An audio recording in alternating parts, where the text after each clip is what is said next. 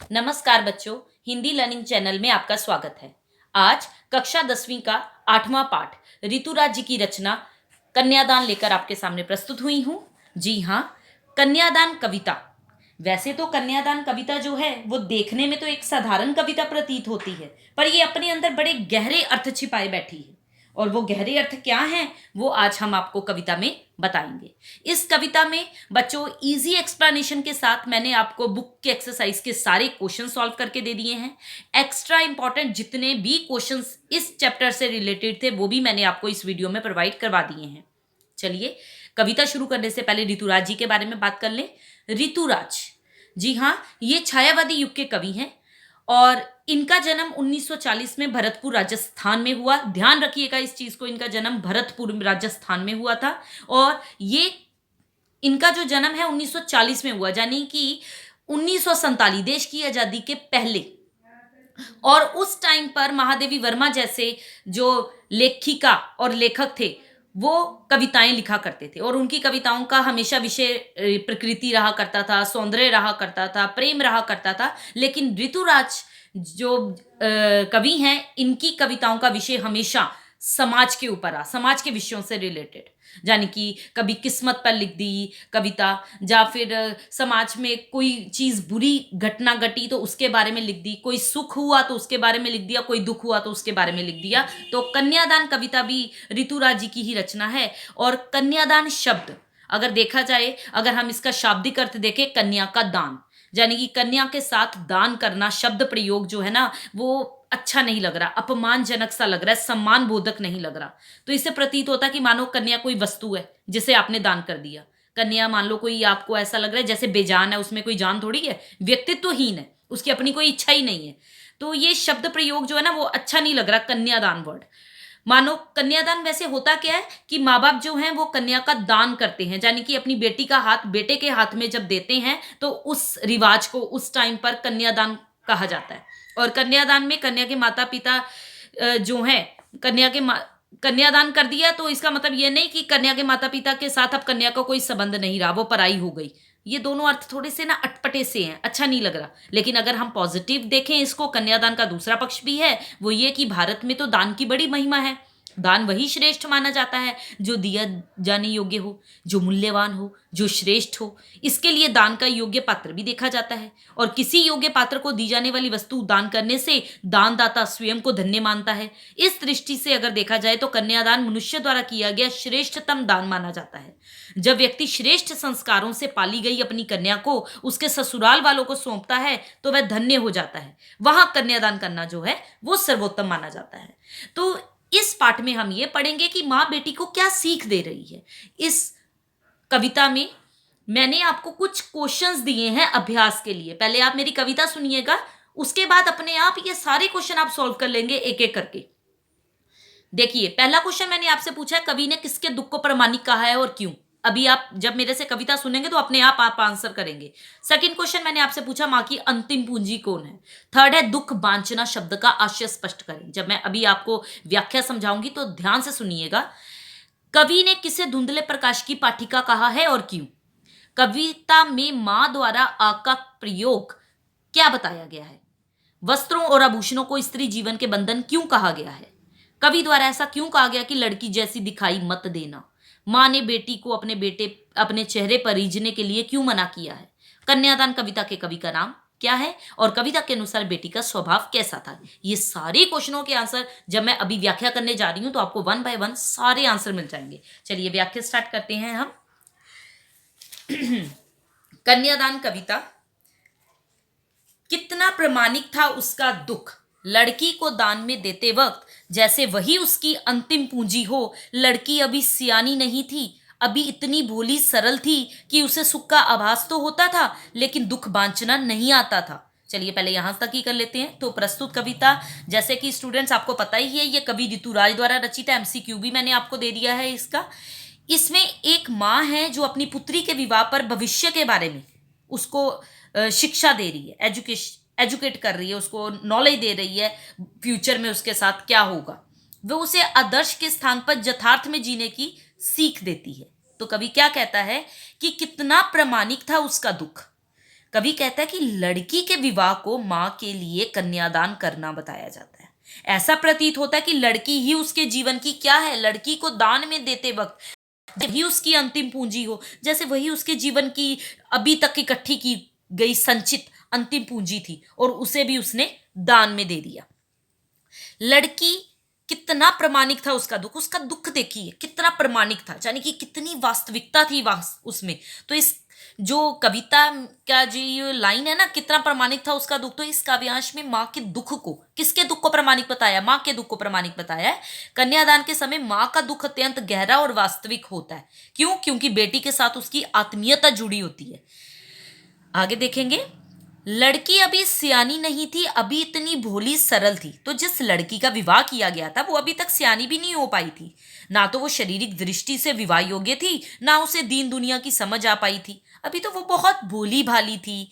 उसे सुख का आभास तो होता था, लेकिन दुख बांचना नहीं आता था। बांचना मतलब रीड करना, तो उसे पढ़ना नहीं आता था, यानी कि उसे सुख का आभास होता था। ये तो पता चलता था कि काल्पनिक कल्पना में वो सुख की अनुभूतियां ले रही थी, सोच रही थी वो ऐसा होगा ऐसा होगा, लेकिन अभी वो दुखों से भली भांति परिचित नहीं थी।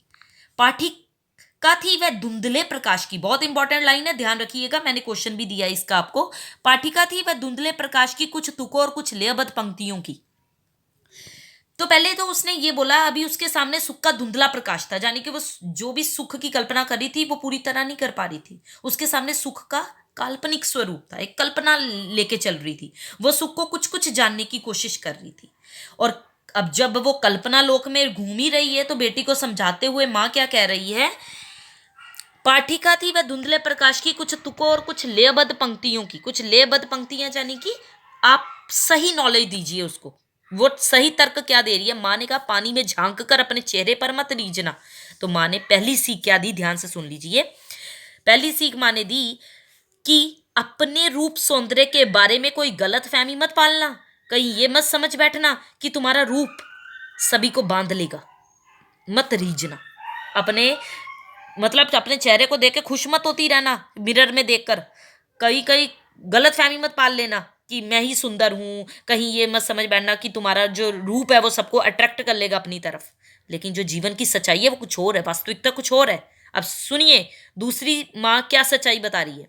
दूसरे में क्या कहा माँ ने, आग रोटियां सेकने के लिए है, जलने के लिए नहीं। दूसरी बात वो समझाती है कि आग पर रोटियां सेकी जाती हैं, आग जलने के लिए नहीं होती। अर्थात आग में जलकर आत्महत्या नहीं करनी होती है, ये कायरता है। और आग का क्या है, दुरुपयोग है। तो ये दूसरी सीख दे दी माँ ने, पॉजिटिविटी ला रही है लड़की के मन में कि कुछ नेगेटिव नहीं सोचना है। वस्त्र और आभूषण शाब्दिक भ्रमों की तरह बंधन है स्त्री जीवन के। तीसरी देख लीजिए क्या सोच, उसने तीसरा क्या सिखाया कि वस्त्र और आभूषणों को स्त्री के लिए क्या माना गया, शोभा कारक माना जाता है। शोभा बढ़ाते हैं वस्त्र और आभूषण, पर वास्तव में ये भ्रम है। अर्थात स्त्री वस्त्र आभूषण पहनकर अपने बारे में गलतफहमी पाल लेती है, वो इनके लोभ में आ जाती है, लालच में आ जाती है। बंधन है स्त्री जीवन के। माँ ने कहा, लड़की होना पर लड़की जैसी दिखाई मत देना। अगर यथार्थ रूप में, अगर वास्तविक रूप में देखा जाए तो ये जो वस्त्रभूषण है वो स्त्री के लिए क्या है, मात्र एक बंधन है। वो इनमें बंधकर मोहग्रस्त हो जाती है और अपना अस्तित्व जो असली वो है वो खो जाता है, उसका अस्तित्व भुला बैठती है अपना कि वास्तव में मैं क्या हूं। तो माँ ने लड़की को तीसरी सीख क्या दी है, लड़की होना पर लड़की जैसा दिखाई मत देना। तीसरी शिक्षा देते हुए वो कह रही है कि तुम लड़की बनकर तो रहना पर लड़की जैसी दिखाई मत देना, यानी कि कायर बन के, डरपोक बन के, दबी हुई बन के मत बने रहना। लोग तुम्हारे व्यक्तित्व को समझे ऐसा बनना, ठीक है। माँ ने बेटी को समझाया कि लड़की को लड़की की तरह दिखना तो चाहिए पर उसके व्यवहार में किसी प्रकार की कमजोरी नहीं झलकनी चाहिए। लड़की को प्राय कमजोर समझ लिया जाता है, लेकिन कमजोरी दिखाई नहीं देनी चाहिए। और स्वयं पे रीछ के अपने रूप सौंदर्य के बारे में भ्रम पाल लेती है, इसलिए माँ ने उसके लिए भी मना कर दिया। तो ये सारी चीजें माँ ने बताते हुए कहा है कि इसमें माँ का प्रामाणिक दुख झलक रहा है, जो वास्तव में सच्चाई है उसमें गहरा है, वास्तविक है। तो माँ लड़की में गुणों की अपेक्षा तो करती है पर उसे परिस्थितियों का सामना करने को तैयार करना चाहती है। वो ये कह रही है कि तुम सब करो। वर्तमान में एक्चुअली क्या है, लड़की को दुर्बलता का पर्याय समझा जाता है, कोमलता का पर्याय समझा जाता है। तो माँ अपनी लड़की को इस स्थिति से बचाना चाहती है, इसलिए वो उसको ऐसा समझा रही है। ये सारी काव्य पंक्तियां के आधार पर मैंने ये एमसीक्यूज आपको प्रोवाइड कर दी हैं। इन एमसीक्यूज को ध्यान से पढ़िएगा किसी भी एमसीक्यू में आपको कोई भी कंफ्यूजन हो तो कमेंट बॉक्स में ज़रूर लिख दीजिएगा। मेरी इस वीडियो को जितना ज़्यादा हो सके अपने फ्रेंड्स के साथ शेयर कीजिएगा। बाकी आपको मैंने इस वीडियो में दिए हैं important question answer and book की एक्सरसाइज के क्वेश्चन आंसर।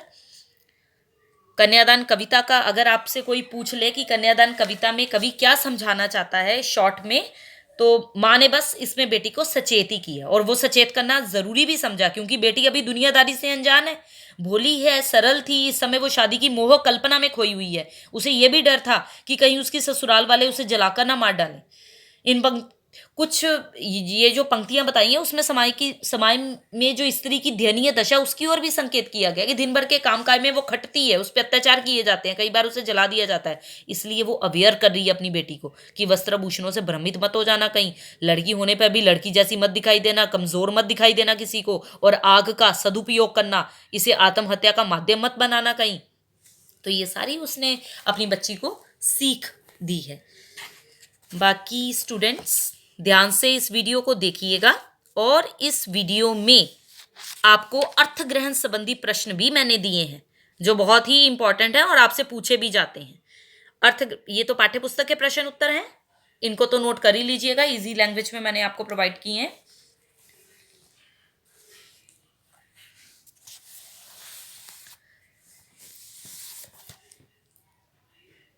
माँ ने बेटी को सावधान कैसे किया है, चेहरे पे ना रीझने की सलाह क्यों दी है, ये सारे क्वेश्चंस आपको मैंने एक्स्ट्रा प्रोवाइड करवाए हैं, तो उन्हें ज़रूर देखिएगा। बाकी वर्तमान में स्त्रियों की स्थिति क्या है, ये क्वेश्चन आपसे पूछा जा सकता है। और एक्स्ट्रा इंपॉर्टेंट क्वेश्चंस हैं ये कि माँ का कौन सा दुख प्रामाणिक था, कैसे, लड़की जैसी ना दिखाई देने से कवि का क्या तात्पर्य है। ये सारे क्वेश्चंस हैं, इन्हें ध्यान से नोट करिएगा और ध्यान से पढ़िएगा। वैसे मुझे नहीं लगता आपको इसके अलावा एक भी क्वेश्चन बाहर से आने वाला है, क्योंकि मैंने जितना पॉसिबल हो सका मैंने पूरा का पूरा मैटर जो है वो आपको इस वीडियो में प्रोवाइड करवा दिया है।